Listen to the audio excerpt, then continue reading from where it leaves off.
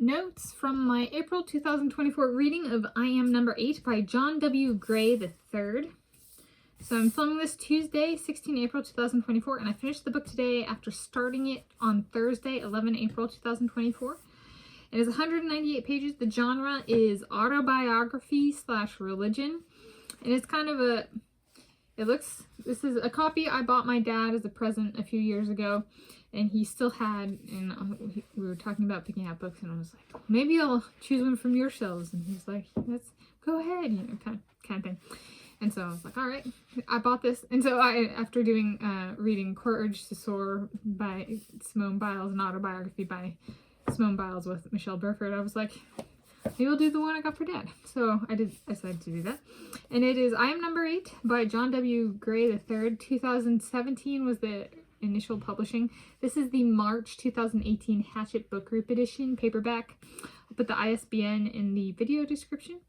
And then the genre is autobiography / religion. And so that's kind of the introduction and a bit about this particular copy. These are my, instead of dog-earing the book, because it's not my book, it's my dad's book, I did little post-it notes. Okay, so that's the introduction. Okay. Book notes. So this includes construction and design. I like this book. I like it has a matte as opposed to a glossy finish, which I personally like. I like the stylistic nature of it. I like that on the bookshelf when it's vertical, it says I am number infinity.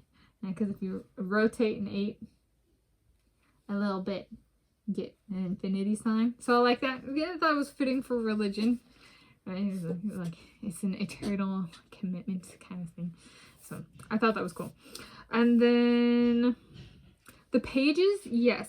I did not find the spacing nor text quantity on each page to be overwhelming nor underwhelming. It worked for me. I appreciated, so there were chapters with a tone or a theme, and then within the chapter there were kind of subheadings to kind of give it like direction. Like, okay, so within this broad category of the chapter, here's kind of a subheading to what this particular section of this chapter is about. So I thought that was helpful. And then sometimes there were numbered lists, and then sometimes there were block quotes, and I appreciated the formatting variations. I thought that was done well. And then I liked the thickness of the pages. They are thin, however, but so I would say there's kind of like broadly two categories of thin pages. There's ones that are really kind of flimsy and really easily tear. And this was like on the less flimsy side of thin. I might have torn one page. So I learned relatively quickly for turning of the pages to turn them further out in the book. If it goes in, then it might tear, because these are thin pages. They're not thick pages, which means I can see the text, right? When I'm doing this, I can see the text when it's lying flat. If it's up like this, I can see the words through the page. It's thin, but it's not so thin and flimsy that it tears just on the turning. There are some books like that. This is not one. This is one that's thin, and if really not paying attention, a page might tear. It was a baby tear. It was only one, and it was because I was turning it closer in, where the page can have difficulty turning. So turning the pages further out, I found to be successful in not tearing. So yes, construction and design. We did that. Reading notes. So I thought this is perhaps the best autobiography I have read, where the autobiographer, so the person writing their life story, communicates their life story with a message clearly and effectively, and the message comes through loud and clear, and they do not detract from their message with their life story. So I think in that sense it was flawless. Okay, this is really well written. He said his mom was kind of the one who pushed him to do a book about himself, or a book, and about himself. Anyway, and it took him 17 years and 8 computers to do. And it really shows that this is really well thought out. And I was like, in terms of like cognition, I don't know if I have ever read an autobiography or biography at this level before. Okay. So it was like really pristine.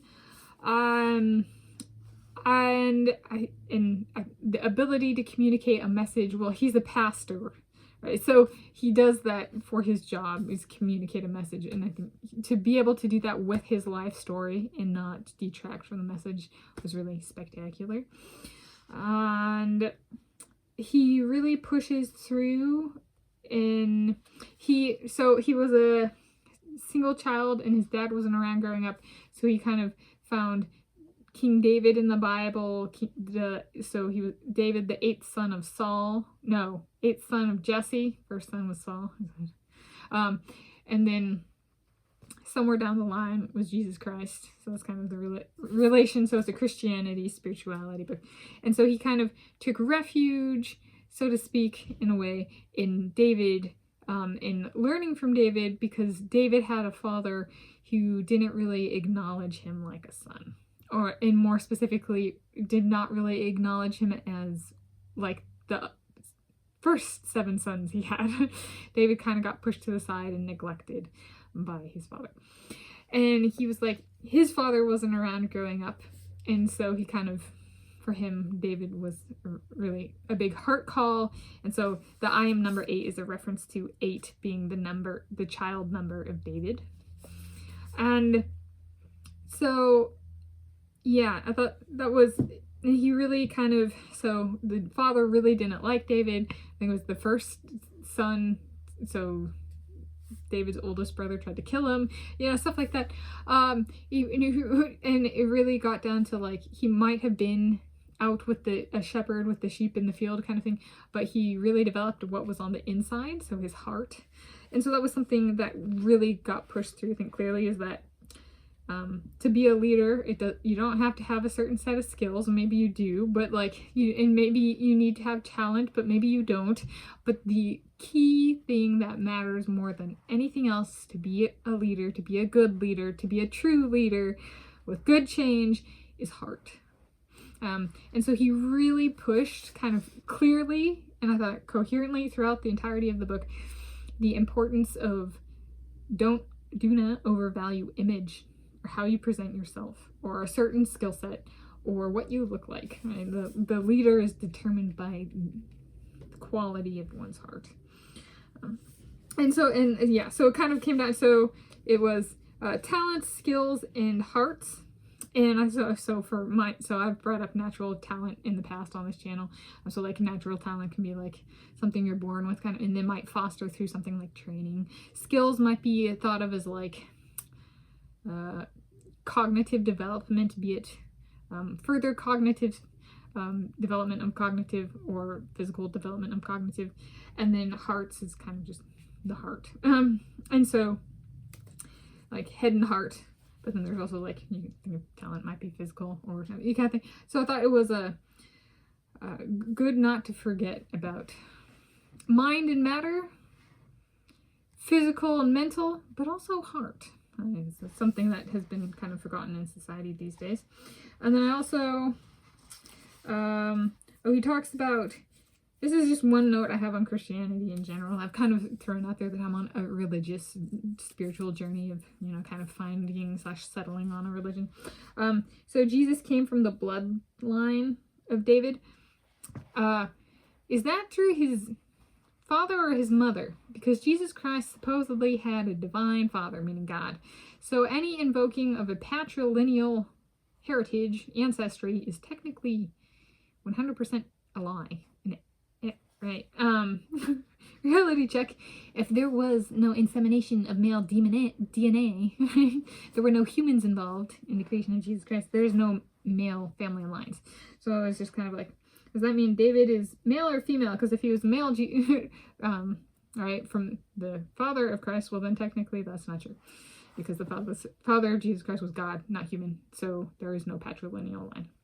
So in that sense, I was like, if somebody comes out with DNA at some point, which isn't 100% accurate to begin with, right? Even in, when DNA is most accurate when it's fresh, right? That kind of stuff gets wrong all the time and cross-contaminated and stuff like that. Well, then, you know, even when back applying it and trying to stretch that, you know, 0.01% of the DNA information, you know, I could treat it like 100% accurate. Well, yeah, of course it's going to show he's not the son of Jesus Christ, was from God. Yeah. So there's a little bit of, sometimes Christians can contradict themselves, and so I was just like, which line was that again? Is that mother or father?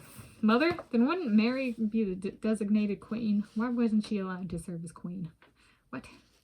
Okay, so stuff like that, okay? And then one other one is I've heard of, and my dad brought up recently, something on the lines of, like, there are people in this world who kind of genuinely believe that nothing bad has ever happened or could happen. Or there's, and I've encountered is, like, some people say there is no such thing as hell. Bad things can't happen. There's, like, nobody's actually that bad.